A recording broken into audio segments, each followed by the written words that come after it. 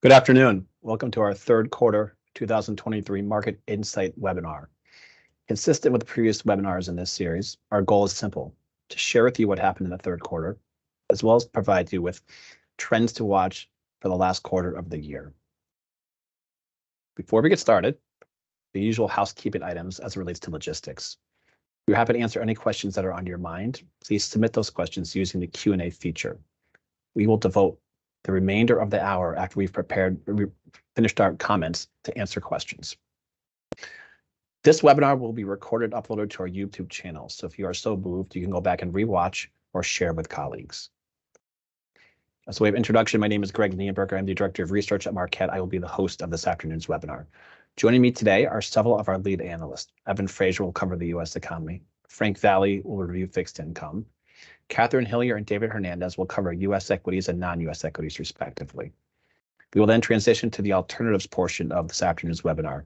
Chad Schaefer will discuss hedge funds. Griffin Gilday will review real estate and infrastructure. Haley McCollum will talk about private equity, and Brett Graffey will finish the prepared remarks by discussing private credit.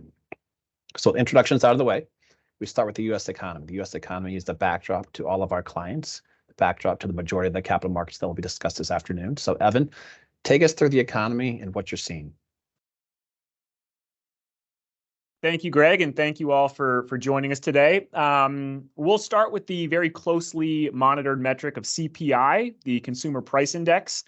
So headline CPI advanced by 3.7% on a year-over-year basis in September after rising by the same amount in August. The September figure was slightly above consensus expectations and largely driven by increases in shelter prices, which make up roughly a third of the CPI calculation. Owner's equivalent rent shot up during the month, as did hotel stays. I do think it's worth mentioning, though, and Jerome Powell himself has said that rent measures in the CPI tend to lag the independent gauges by several months, since leases take a while to roll over into new contracts. But those independent gauges are currently showing rents on a downward trajectory. So that's a nuance, perhaps a heartening one, of which I think we should be aware. But back to the numbers here. So we've also seen a slight increase in the prices of food and energy of late. Gasoline prices, for instance, have ticked up in recent time. Food prices have climbed higher for the last 3 months. All of these factors have added some pressure to the headline figure. And you can also see here on this chart that core CPI, which strips out those more volatile components like food and energy from the calculation, rose 4.1% on a year-over-year basis in September. So these readings sort of beg the question, what is the Fed going to do on the rate front in the near future? And we do have our typical sort of interest rate probability chart coming up later in the presentation, so I won't let the cat out of the bag now. But I do think it's safe to say that this report might not necessarily convince the Fed that policy is sufficiently restrictive. So now let's turn to the labor market, and this, I think, was one of the biggest stories to come out of the last several weeks, and that is that the American economy added a really staggering figure in terms of new jobs, over 330,000 during the month of September. And you can see from the headline that that was roughly double consensus expectations. So where were these jobs being added, being created? What sectors? Ads were fairly broad-based, I would say. So leisure and hospitality led the way with a little less than 100,000. But you had other spaces like government services, healthcare, science, technology, et cetera, notching some pretty strong ads as well. And then the other variable that we show in this chart is the U.S. unemployment rate, which has held steady at around 3.8% over the last 2 months. So no two ways about it. The labor market has been exceptionally strong, but that isn't necessarily good for everything. So for instance, a strong labor market fuels wage growth. So hourly earnings were up just over 4% from a year ago in September. And while we've seen moderation along those lines over the last 18 or so months, that 4.1, 4.2 figure is still too high to be consistent with the Fed's target of 2% inflation. Another potential negative as a result of this situation is that job openings remain high as well. So there were around 9.5 million available positions as of the end of August. That's roughly 1.5 openings for every unemployed worker in this country. And again, all of this sort of feeds into future interest rate calculations, decisions by the Fed. Again, we'll get to that market implied probability chart in a minute. But the fact that the labor market continues to be exceptionally resilient and strong, I think supports the higher for longer messaging and certainly potentially opens the door for another rate hike before year end. So while the labor market remains robust, there are some signs that the strength of the American consumer is beginning to wane. So here we can see that most Americans, pretty much everyone outside that top 20% of households by income, now have lower levels of liquid assets on an inflation-adjusted basis than they did at the start of the pandemic. And this is important because consumers have really been the ones keeping the economy going via spending over the last couple of years. They obviously had been in very good shape thanks to government stimulus and forced savings during those lockdowns.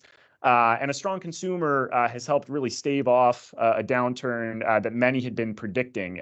But these figures, which are expected to continue to deteriorate in the near future, are certainly a bit troublesome because they speak to the idea that the consumer may in fact be running out of steam. So this chart tells a similar story, and I would say is sort of a logical outcome of the previous chart. So here we're looking at delinquency rates for various loan types.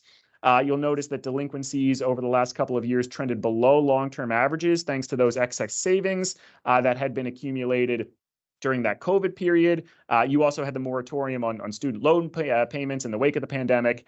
But over the last couple of quarters, you've seen an uptick in overdue mortgage payments, car payments, credit card payments, which serves as additional evidence that the consumer is feeling squeezed. And you can see the trend forecasts on the far right side, which indicate that delinquencies for certain types of debt payments may reach levels not seen since the GFC over the next couple of quarters. So one other slide I thought would be worth highlighting quickly would be this one, which shows the results of the Fed's quarterly survey of senior loan officers at banks, which is also known as the SLOOS. This graph shows the net percentage of banks that are currently imposing stricter criteria for commercial and industrial loans for certain for businesses of various sizes.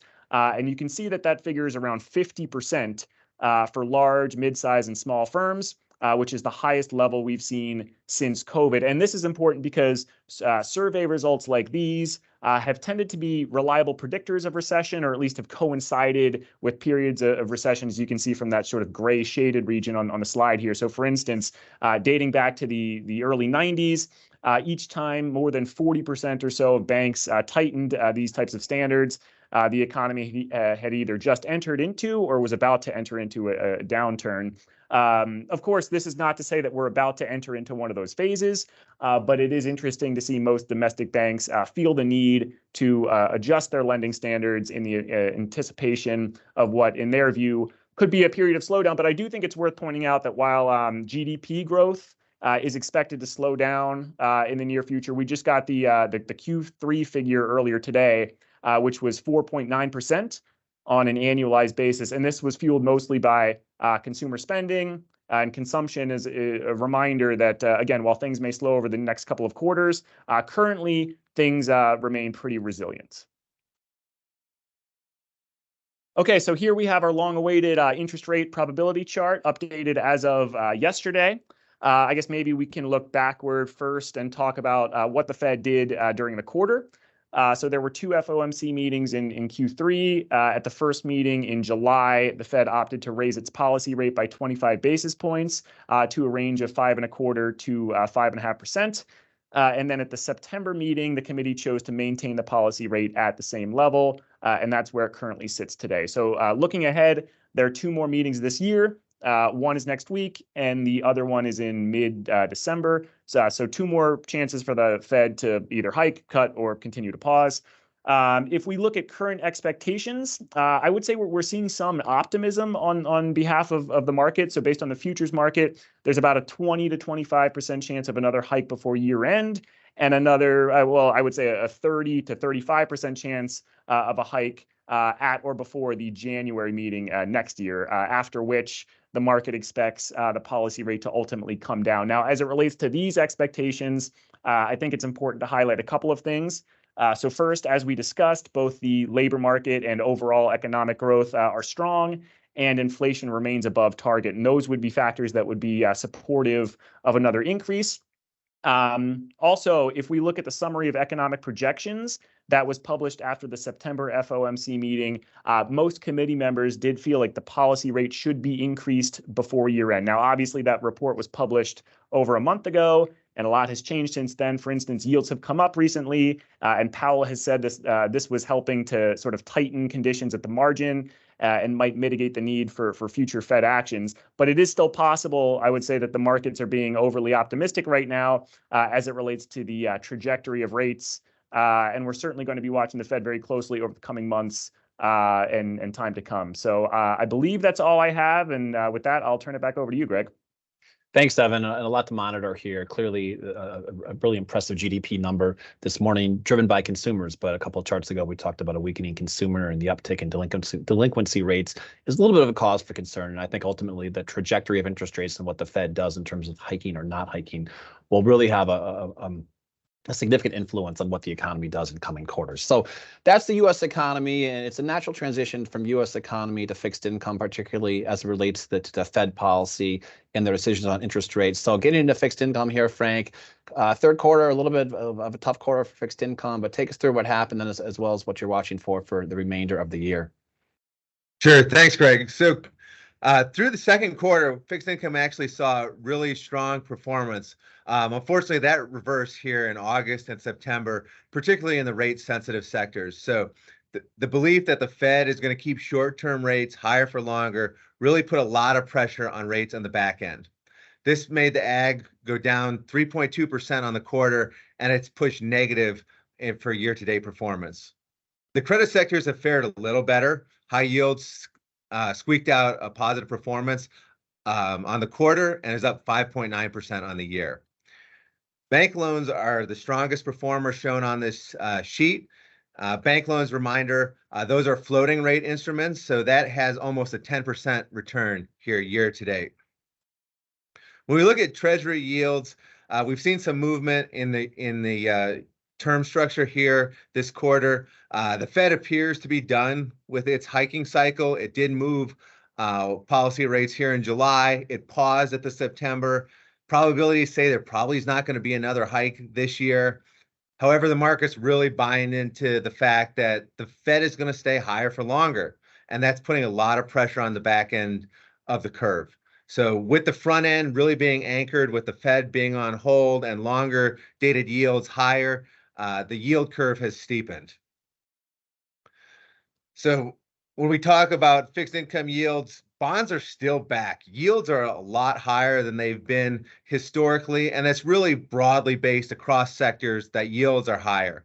A lot of that highness is really due to higher Treasury rates. When we turn the page and look at spreads, on the other hand are very average. Not a lot has changed quarter over quarter, and most spread sectors are trading around historical averages. One area within fixed income that we do like, that we've taken a little bit more of a look at, is MBS. So the MBS market has more value than it has historically. It's been one of those forgotten sectors because for a long time, all the new issued mortgages were getting sucked up by the Fed as part of their QE program. As we've seen the Fed start to step away a little bit, and as interest rate volatility has picked up, the spreads in those sectors have increased. And it's one of those areas that we do like. It's giving investors an area of high quality carry. It's also in a liquid sector that can be redeployed if spreads widen in other areas of fixed income in the future.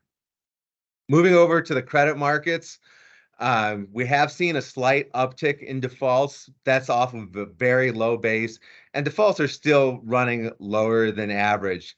And this is really because credit markets still have strong fundamentals.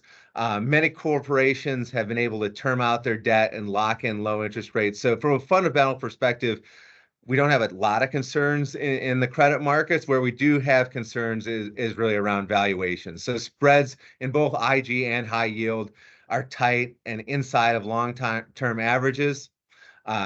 Those tight spreads are not reflecting any chance of a recession, which may be down the pike. We don't know if that's going to come, but that said, valuations are really tight given where we are in the credit cycle. So looking back, just to recap where we see risk and opportunities in fixed income, the first is bonds are back.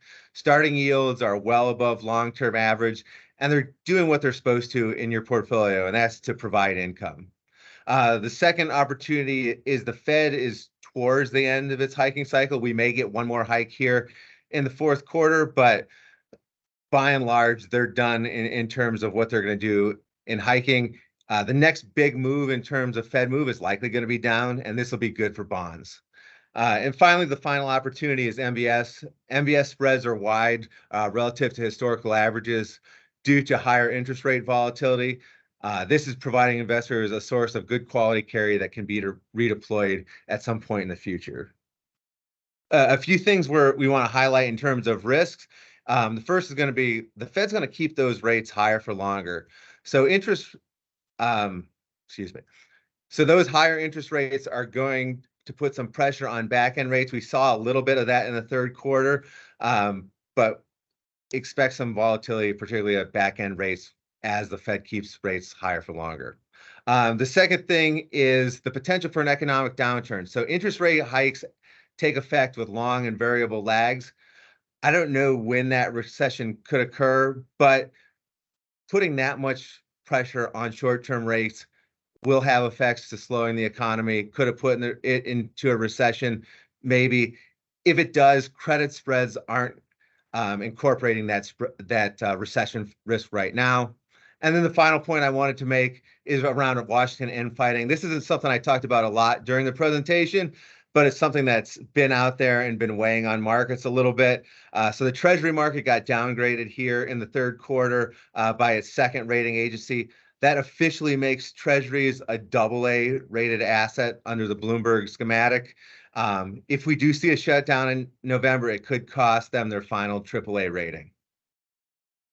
Thanks, Frank. And you used a term that will be repeated a couple times with future sections of this webinar, higher for longer. And higher for longer, the transition to that environment or the investors starting to accept that as the norm was painful for fixed income, and it certainly had an impact on equity markets as well for the third quarter. But longer term, that reinforces the thesis that bonds are back and should be a stronger source of income going forward. So that's fixed income. Let's move over to the equity market. We'll start with the U.S. equities. And Catherine, you spent some time talking about Magnificent Seven on previous webinars. You wrote a paper about it couple weeks ago. Talk about not just the Magnificent Seven, but what you saw in the quarter and what you're watching for the rest of the year. Yeah, thanks, Greg. So despite a strong start, the third quarter proved to be a challenging one for U.S. equity markets. July saw a continuation of a low-quality risk-on rally as markets favored a soft landing scenario. But as the quarter progressed, the realization that interest rates would remain higher for longer, as Frank mentioned, coupled with ongoing geopolitical strife and political discord in Washington, this saw equity markets decline in August and September. We'll touch base on this in a few slides, but September has not historically been a great month for equity market. And this proved true again this year as major indices retreated. To close the quarter, the S&P 500 fell 3.3%, but this outpaced the 5.1% decline for small cap equities, measured by the Russell 2000. Following a strong first half of the year, however, the majority of indices remain in positive territory for 2023, with the Russell 2000 value the lone exception, as it continues to be weighed down by the banking crisis fallout in the first quarter.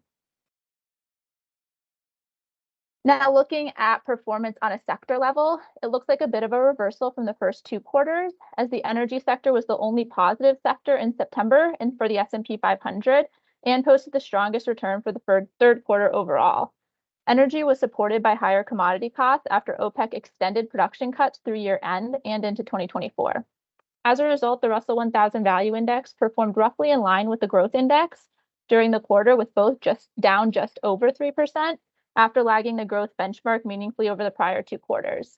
Growth-oriented sectors continued to lead in 2023 with that robust first 6-month performance of the year. So looking at historical trends can sometimes be beneficial in these sorts of environments. And as we mentioned earlier, September is historically the worst month of the year for equity markets, and 2023 was no exception. So we'd be remiss not to touch on it. Markets were challenged during the month due to the threat of government shutdown, ongoing geopolitical uncertainty, elevated interest rates, and labor strikes, just to name a few. And due to these dynamics, the S&P 500 index posted 4 straight weeks of losses in September. This slide here shows the past several Septembers that have seen a decline of greater than 4.5% for the S&P 500, which saw a decline of 4.8% in September. Again, looking at historical trends, this appears to be positive, as the S&P 500 has advanced in October in a majority of these periods, with a clear exception being the global financial crisis in 2008, while it has also advanced in the fourth quarter. The seasonality effect, however, may be a bit too optimistic for 2023, as markets are continuing to grapple with macro uncertainty and companies with the effect of elevated rates. So the S&P 500 is actually down over 2% in October as of yesterday. So early indications are, unfortunately, that this year may buck the trend. And as Greg mentioned, and we've discussed many times, markets have been driven by a select few companies this year, which has led to historic levels of concentration within the S&P 500. On this slide, we look at performance of the S&P 500 relative to the equal weighted index. And following those periods of overconcentration, this suggests that the equal weighted index may outperform. The easiest comparison here being the dot-com bubble in the early 2000s. In these periods, company valuations among the most concentrated positions can become stretched. So as the economic environment normalizes, markets tend to broaden out, and valuations do tend to have a tendency to mean revert. So looking beyond the concentration in large cap indices, the picture down the cap spectrum is not quite as pretty. This slide takes a closer look at the performance of the Russell 2000 relative to the relative to the S&P 500. And the narrow market leadership thus far in 2023 has buoyed those large cap indices.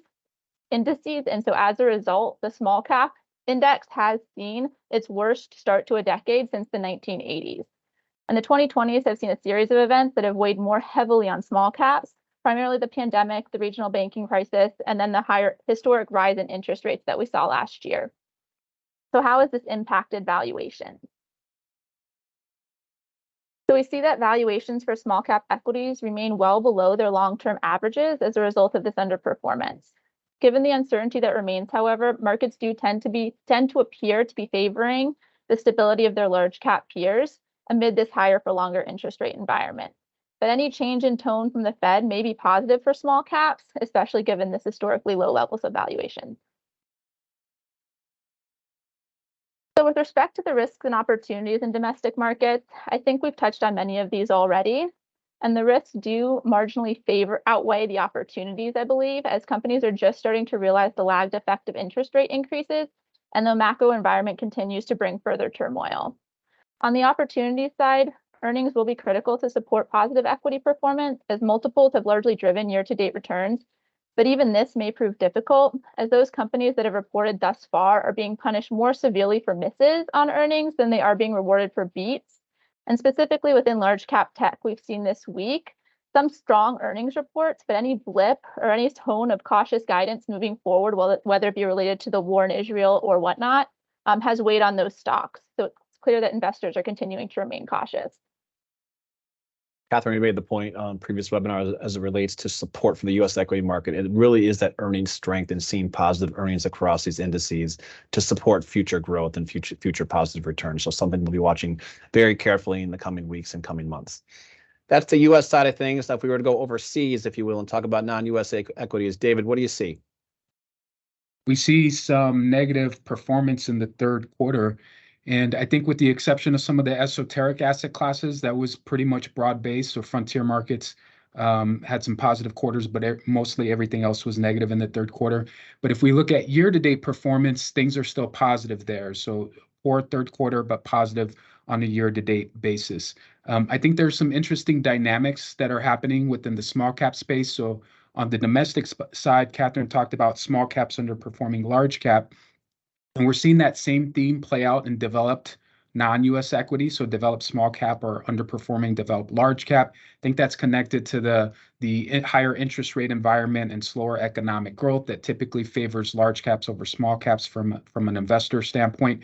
But that dynamic is different within emerging markets. So emerging market small caps are actually performing well and outperforming emerging market large cap. I think one of the key reasons for that is if you think about the way that the benchmarks are composed, China is 30% of the EM large cap benchmark, but only 8% of the EM small cap benchmark. And China has been a country that has struggled relative to much of the other global equity space. And so that's been one of the reasons why EM small cap has done relatively well. Now, there has been some shifts that has occurred over the third quarter, and one of those shifts is a return of a strong U.S. dollar. In 2021 and 2022, the dollar had strengthened versus most currencies as interest rates in the United States rose or as they were expected to go higher. And that trend of a stronger dollar slowed in the early part of 2023. But in the third quarter, the US dollar index, or the DXY, it went on a hot streak. It had 11 straight weeks of positive gains. And this was actually the second longest hot streak in the 50-plus year history there. And this hot streak led to currencies detracting in both emerging markets as well as developed markets. Now, these currency movements, or the strong US dollar, was influenced by higher yields within the United States, and that pushed currency higher for the United States. Now, a second noticeable shift that we saw over the quarter was strong performance from value stocks. In the third quarter, emerging market value stocks outperformed emerging market growth stocks by 4.1%. And that gap was even wider in developed markets. So developed market value stocks outperformed developed market growth stocks by 9%, 9% in one quarter. Now, similar to the currency movements, this style shift was connected to this higher for longer interest rate theme. Typically, higher interest rates favor value stocks over longer duration stocks that are typically growth oriented. Now, Catherine, in her U.S. section, also mentioned that energy was the only positive sector in the S&P 500 for the third quarter, and that same story applied to non-U.S. equities. It was the only positive sector for the ACWI ex-U.S. index. It returned 9% in the third quarter. As a comparison point, information technology, which is traditionally a more growth-oriented sector, it was down 8.7% in the third quarter. So you have energy up 9%, IT down roughly 9% in the third quarter, a big difference in sector performance there. Now, these shifts in talking about sector and style performance that we saw over the third quarter led to a challenging environment for many active managers within the non-U.S. equity space.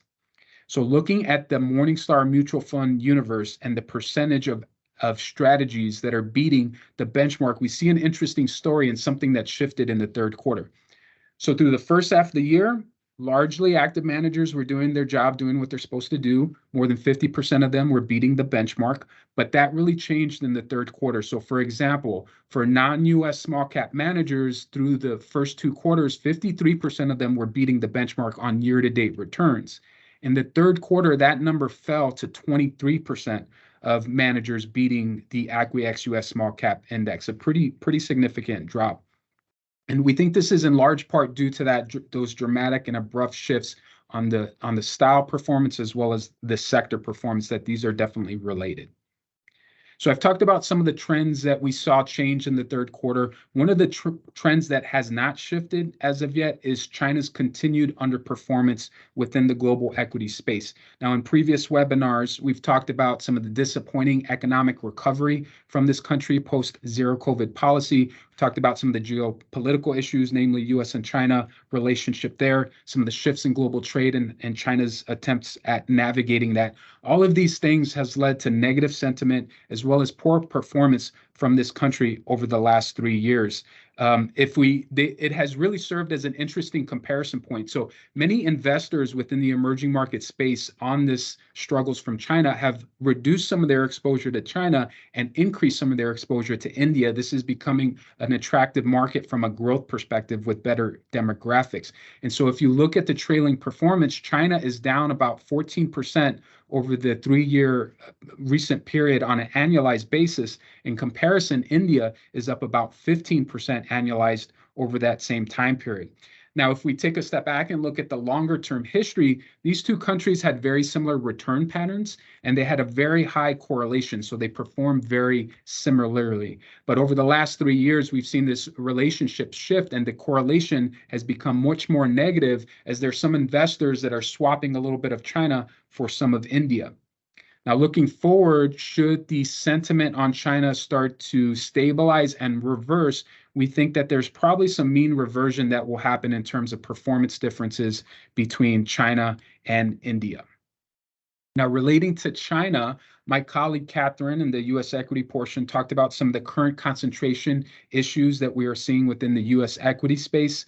Those same concentration issues are also impacting global equity benchmarks.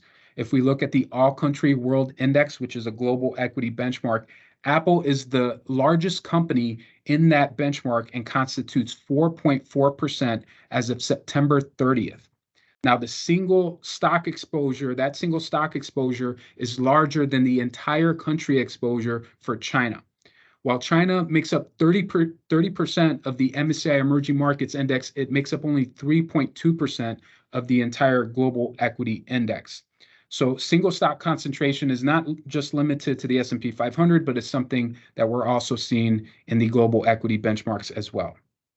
Let's wrap up the non-U.S. Equity section with some opportunities and risk. Now, I've mentioned some of these, but the higher for longer interest rate environment and the slower economic activity is having a negative impact on investor sentiment, leading to stronger performance from large caps, weak performance from small caps on a relative basis. We talked about some of China's struggles. There are some interesting bright spots within EMX China, India, and some of Latin America.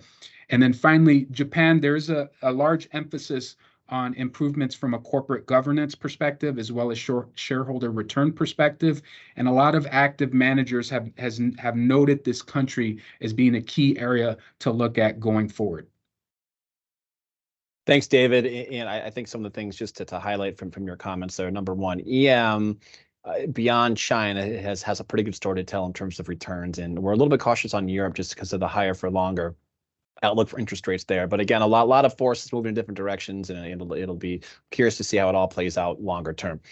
So that's the traditional side of things. We'll start now with the alternatives, and hedge funds are up first. So Chad, take it away. Thanks, Greg. So just starting with performance here, hedge funds generally posted gains for the quarter, really just outside of one area, which is equity long short. That was down about 80 basis points or so. The broad HFRI composite was up 80 basis points in the quarter, so certainly modest, but in particular, that's meaningful when you compare it to equity and fixed income markets. To that point, hedge funds broadly provided ballast to portfolios when you consider the S&P 500, ACWI, and the Bloomberg Ag were all down over 3% in Q3.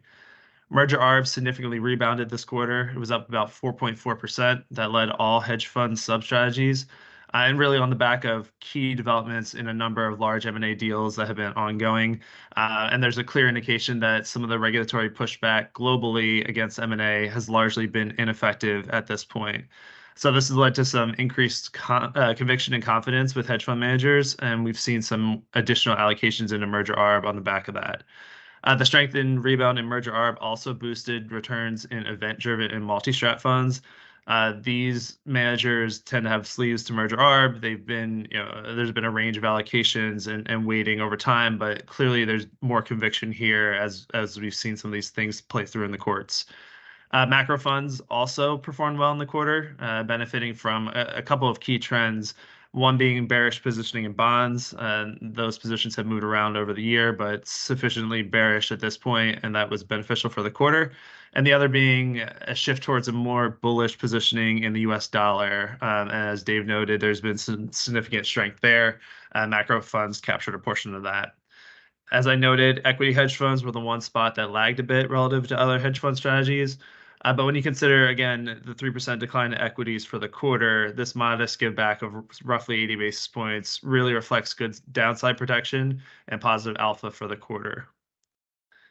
Sticking with equity long short here, we saw an increase in short selling over the quarter as hedge funds moved more conservatively position-wise as we saw declines in equity markets.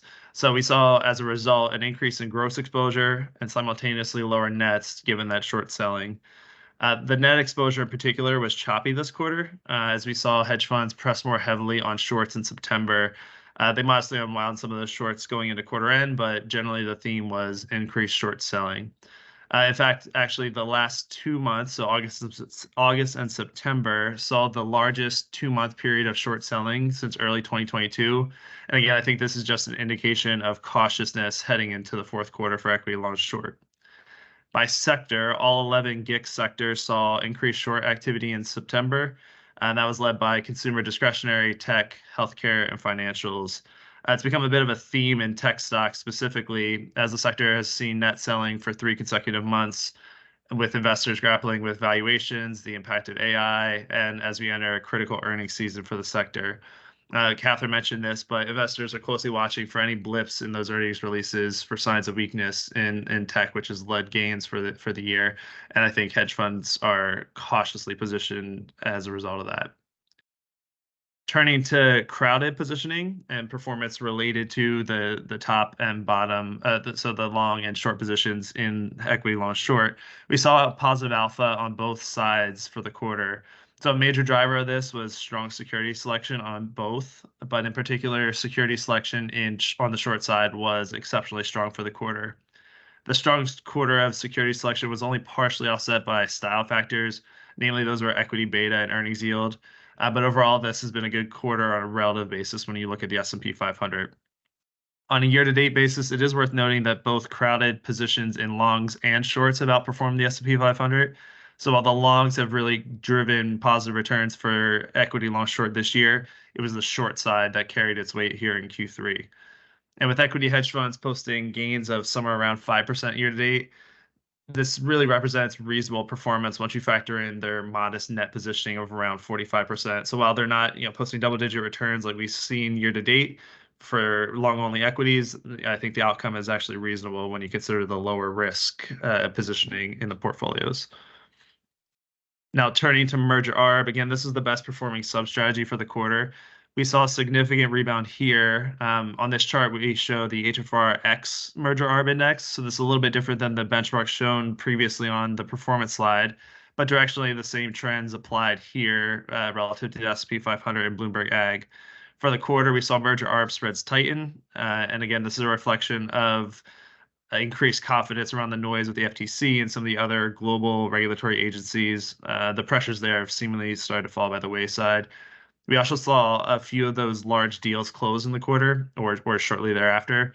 Microsoft and Activision closed, the FTC failed to block Amgen Horizon, and both of those had faced significant scrutiny earlier in the year and were at the center of the declines you could see here on this chart earlier in Q2. Going forward, we saw a number of event-driven and multi-strat funds increase their allocations, reflecting increased confidence in this opportunity set. And another further sign is a pickup in activity that we've seen and heard about anecdotally more recently. So we saw 2 large deals in particular in the quarter, both in the energy space. ExxonMobil announced acquiring Pioneer, and Chevron is buying Hess. In fact, actually in the U.S. M&A has increased 35% year over year. So while overall we've seen a decline in global M&A volume, it's been more that we've seen more strength in the U.S. recently, and I would expect that to continue into 2024. Now shifting to the macro side, we've seen a couple of significant moves, as I mentioned. If you recall, macro funds lagged earlier in the year, right after the regional banking crisis, as yields backed up, and most of these managers were pretty heavily short on interest rates. So after a sort of a short respite there, we saw hedge funds significantly press on those bearish positions again. And again, that's the case that's driven returns here in the quarter with rates moving back higher again. Additionally, as shown on this slide, we saw a significant move in the US dollar. So this is shown by the blue line here. After bottoming in mid-July with about a 4% decline, we've seen dollar spot rates rally roughly 600 basis points or so in the quarter. And you can see the hedge funds positioning it's moved around aggressively in the quarter. And so they got significantly long in July, flipped to short, but now have returned back towards a modest long position on this, continued and exceptionally strong rally of the dollar. So in aggregate, the moves result in net positive performance for macro funds. And I think it's a reflection here that you could see further dollar strengthening. And I think hedge funds are kind of pointing to that being the case. Now, my final slide to wrap up this selection, I just wanted to touch on hedge fund launches and closures. And we've seen a pickup recently in new launches. This data is a little bit lagged. It's through Q2. But we've seen a decline in hedge fund closers and an increase in launches to the point where launches have exceeded closures for the first time since Q1 of 2022. So 2022 was certainly challenging for managers, I'd say in particular for equity long short. But the steady improvement in net launches into positive territory, I think, is an indication of PMs and managers seeing more opportunity across the space. Most of these launches were in volatility and inflation-oriented strategies. I expect to see launches across different strategies throughout the quarter and into next year. On the multi-PM front, demand remains exceptionally strong. We anticipate a major launch next year for the ex-CIO of Millennium. He's expected to launch with now over 10 billion in AUM, probably the largest hedge fund launch we'll see in history. And I think that's just another sign of seeing more opportunity to drive returns and alpha going forward across the space. With that, I'll turn it back to you, Greg. Thanks, Chad. And I think this chart really captures the essence of what's going on in the hedge fund market. Certainly the return story is a lot stronger today than it was a couple of years ago. And because of that, you're seeing more interest on behalf of investors as well as managers. And that's why you're seeing more funds launch. So again, a positive reflection of what's going on in hedge funds. Let's move over now to real assets. And making his webinar debut is Griffin Gilday. He's going to talk about real estate and infrastructure. So Griffin, show's yours.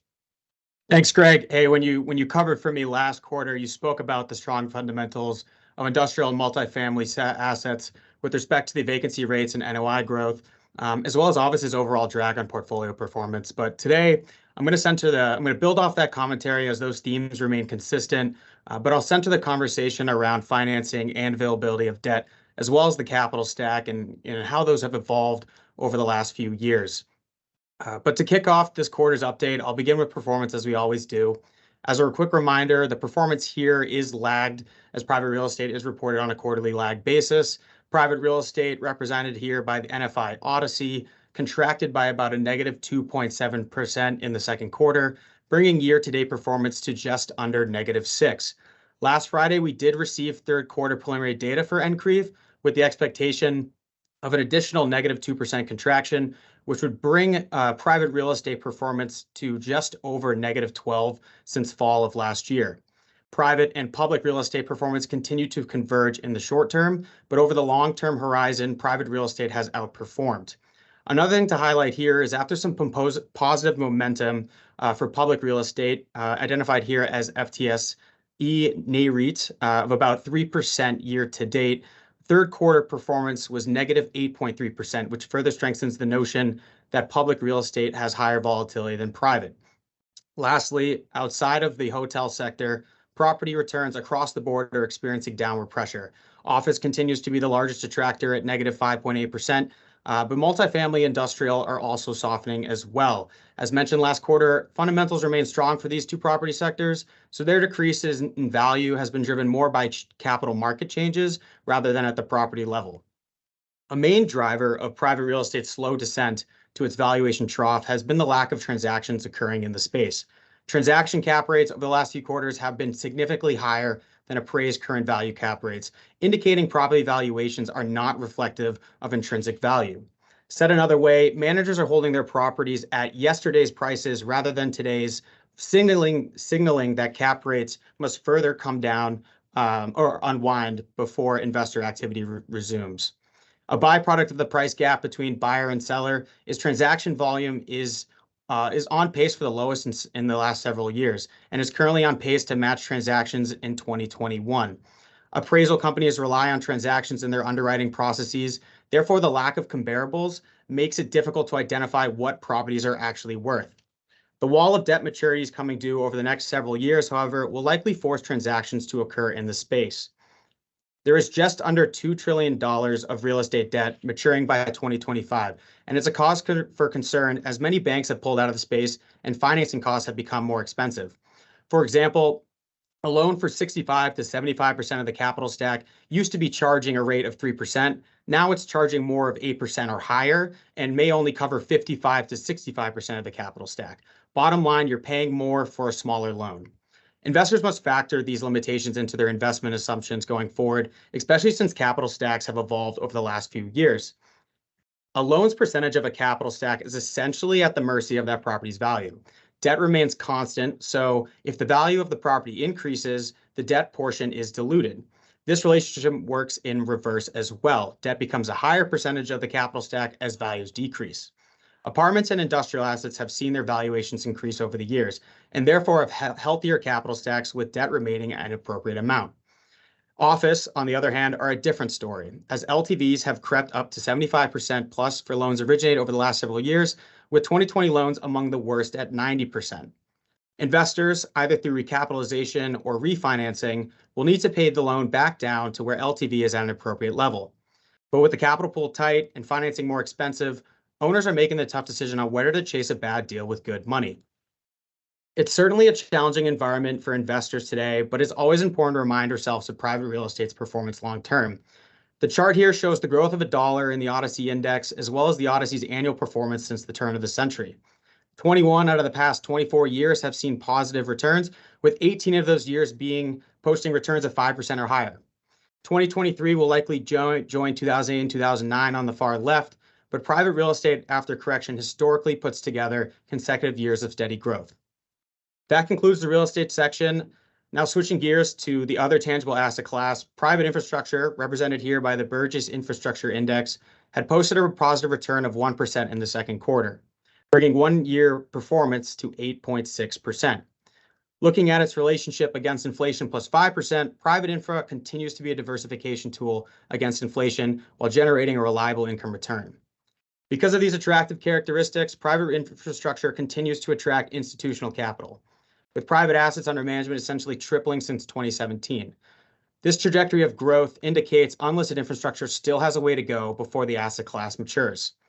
Dry powder is also plentiful, with about 30% of capital readily available to deploy.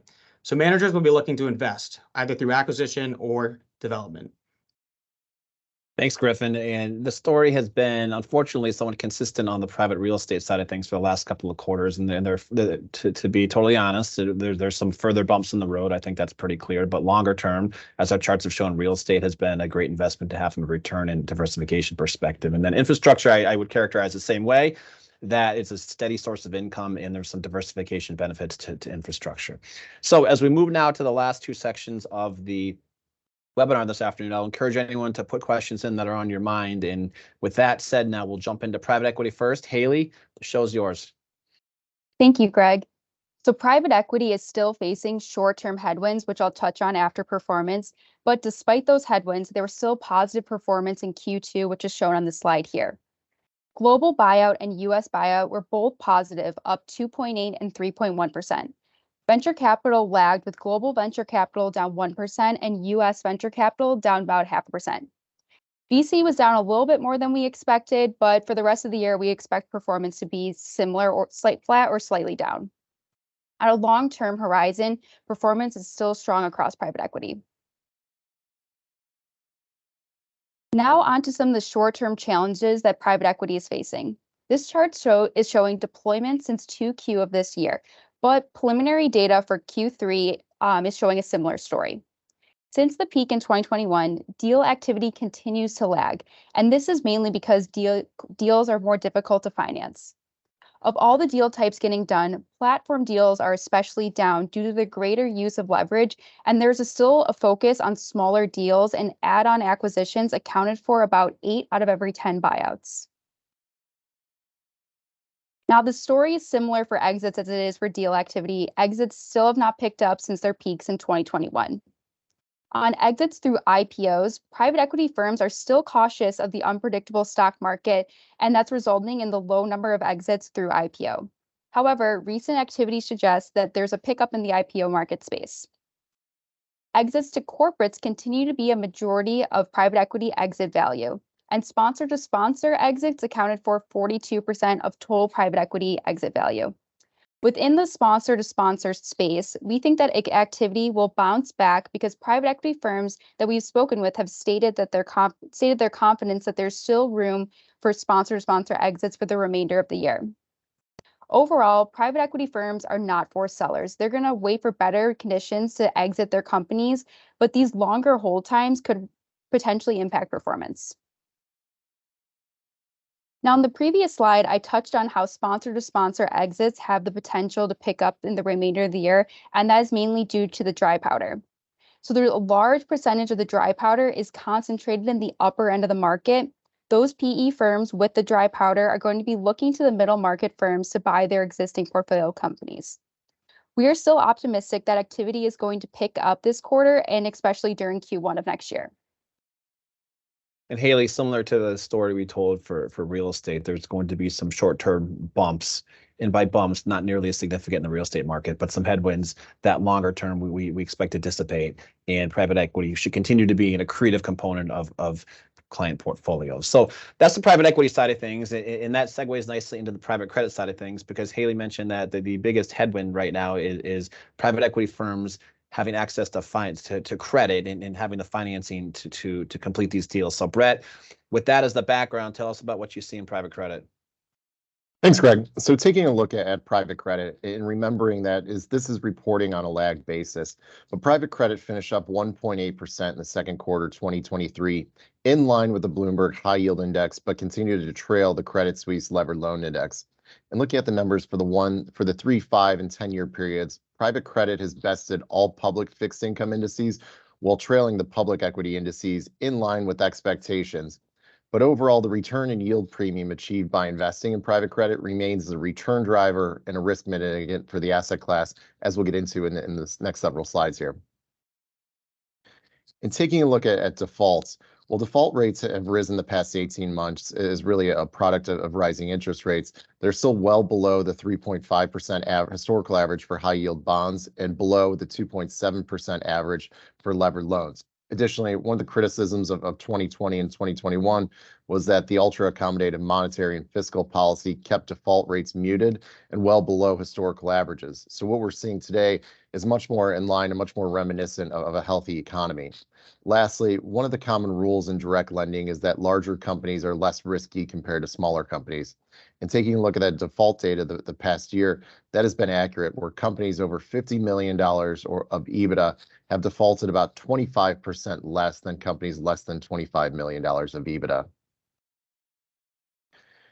And this chart looks at what happens when companies default. The answer is when they default, how much has been recovered. And is you can look at the data, all middle market debt and middle market first lien debt recovers about 15 to 13% more respectively compared to larger firms that are more characteristic of the high yield and levered loan space. This data can be explained by the fact that on average, middle market companies typically have less overall debt at the company level as measured of multiples of EBITDA and a loan to value basis. Additionally, their capital structures are less complex and convoluted, which leads to a simpler, cleaner recovery process. And putting this all together in performance and context, this is what we call a jelly bean chart of fixed income returns. As you can see, private credit has been the top performer in 4 of the past 7 years and the top 6 of the past 7 years. This chart highlights the strong diversification benefits of the asset class, which has a differentiated default and recovery profile compared to other fixed income asset classes, and continues to exhibit strong structural tailwinds that has driven the growth of the asset class and allowed investors to capture the yield and structure premium presented by private credit. And with that, I'll pass back to you, Greg. And I think this is the best chart to highlight the merits of private credit and why we've seen such a trend of including private credit in client portfolios. We're now at the conclusion of our prepared remarks. We've left time at the end here for questions and answers, and we've received some questions in advance. So we're going to prioritize these. And if there's any time left after going through these, we will cover anything else that comes in. But just going down the list here, the first one is, has investor demand for multi-PM hedge funds continued in 2023? So Chad, I'll let you take that one. Yeah, I'd say demand at this point is at or near all-time highs for multi-PM platforms or pod shops, however you want to just define them. I think they offer a lot of unique propositions for investors. They've performed very well on both an absolute and risk-adjusted basis. But that being said, I think competition in the space for PM talent is higher than ever. You can see that through a number of things, but in particular, the increase in pass-through fees. Many of these platforms have to cut more expensive deals with PMs on a compensation standpoint or a share of the performance. And you've also seen more onerous liquidity terms across some of the most successful managers in the space in recent years. There'll be another high-profile launch. I teed this up at the end of my comments with the ex-CIO of Millennium. He's got a ton of demand. He's likely to launch with a record 10 billion plus in assets.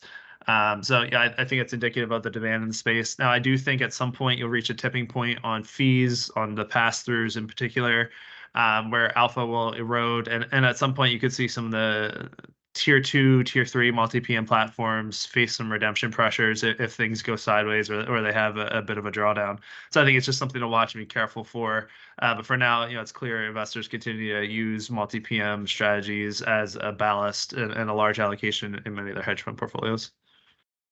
Thanks, Chad. Next question, David, this one's for you. How are EM funds positioned in China?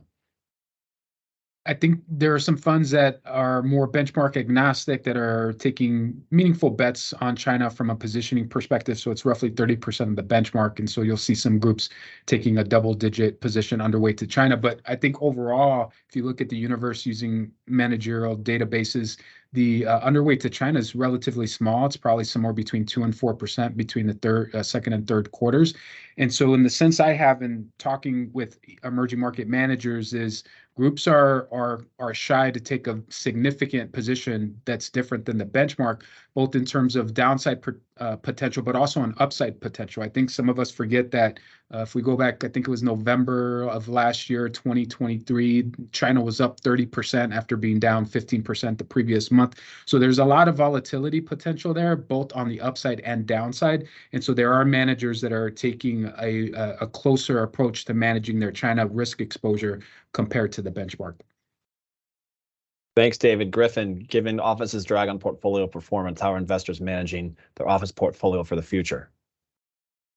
Yeah, sure. And I think where this boils down to, and through my conversations with a bunch of managers, they're prioritizing where they can maximize the utility of an additional dollar. So, I mean, that's the basic framework for any portfolio, but it's stressed even more now than ever, given that capital is really tight. And so for these office assets, they're really diving into the submarket. They're forecasting, what's the recovery timeline for that market. They're focusing on the asset level of low vacancies, highly credited tenants, newer amenities, or maybe there's some specialty niche to the office asset, like a life science or a medical office that faces different demand dynamics than CBD office. The office assets that fall into the other category, the tier 3, tier 4, those are likely to get cut and will either trade at steep discounts or even more seriously undergo strategic defaults.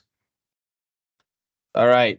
We got to power through these next 4 questions quickly. So analysts, as I point these to you, give me 30 seconds on them. Haley, despite the headwinds private equity is facing, what are you seeing? Where are you seeing attractive opportunities?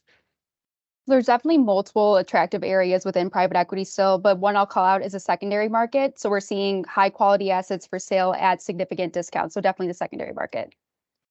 Well done, Haley. Perfect. Catherine, how have U.S. equity active managers performed in this environment? Yeah, so I'll say it's sort of contrary to what David mentioned on the international side. U.S. equity managers actually did a bit better in 3Q, especially down the cap spectrum, where they're competing against benchmarks that are lower quality, non-earning companies. So active managers have done better down the cap spectrum more recently. All right, Brett, what's the expectation regarding default rates for private credit in 2024 and beyond? Yeah, definitely. The expectation is that it will continue to trend upwards. That being said, it's not the expectation that we're going to see a large spike in defaults or bankruptcies like we saw it in 2008 and 2009. As I mentioned earlier, it's going to be more akin to a healthier economy and a focus on companies with healthy balance sheets and healthy liquidity profiles. All right, Frank, last but not least, are prepayments a concern in the mortgage market? Not as much as historically. So a lot of the mortgage market has a 2 and a 3 coupon on it. If you're lucky enough to have one of those mortgages, you're probably not going to prepay. And they're trading at a discount right now. So if you do see any of those people then turn to prepay, it'll actually be a good thing. All right. Thanks everyone for the quick answers. Appreciate it. So we get everyone done before top of the hour. We'd like to thank everyone for spending the hour with us. We hope it was a good use of your time and you learned a couple things about what happened and what we're watching for. Any additional questions, feel free to reach out to any of us who spoke this afternoon, or more broadly, there's an email address on your screen there that you can send us questions to as well. So again, thank you very much. We'll see you next quarter.